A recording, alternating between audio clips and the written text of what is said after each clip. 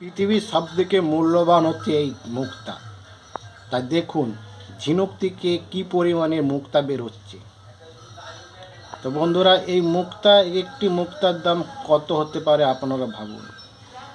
এই মুক্তা আমাদের দেশে অনেক টাকা দিয়ে কিনতে হয়, কিন্তু দেখুন এখানে জলাশয় থেকে বড় বড় ঝিনুক পাওয়া যায় এবং এই ঝিনুক থেকে অসাধারণ মুক্তা বেরোচ্ছে এবং একটি ঝিনুক থেকে অনেকগুলি করে মুক্তা বেরোচ্ছে।